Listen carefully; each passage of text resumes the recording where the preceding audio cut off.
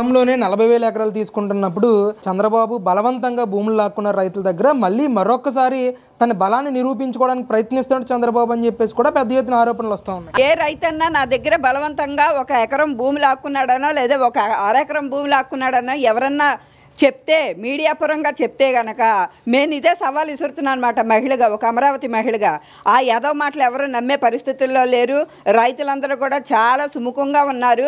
అమరావతిని self financial ప్రాజెక్టుగా చంద్రబాబు నాయుడు మొదలుపెట్టినప్పుడు ఈరోజు ఇంకా అప్పులు తీసుకురావడం ఏంటి, ఆ అమరావతి పేరు మీద ఇంకా ల్యాండ్స్ తీసుకోవడం ఏంటి, ఆ ల్యాండ్స్ అన్ని అమ్ముకోవడానికా అని చెప్పేసి అంబటి రాంబాబు అడుగుతూ ఉన్నారు. ఏమండి, నిజంగానే అమరావతి అంటేనే సెల్ఫ్ ప్రాపర్టీ అండి. ఎందుకంటే దాన్ని సంపద సృష్టించుకోగల క్యాపబిలిటీ అమరావతికి ఉంది.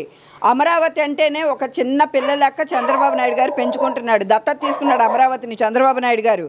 అది డెవలప్ చేసుకొని తీర్చిదిద్ది చూపిస్తానని చెప్పేసి సవాల్ ఇసిరారు చంద్రబాబు నాయుడు గారు. దాని ప్రకారంగానే చర్యలు జరుగుతున్నాయని చెప్పగలుగుతున్నాను.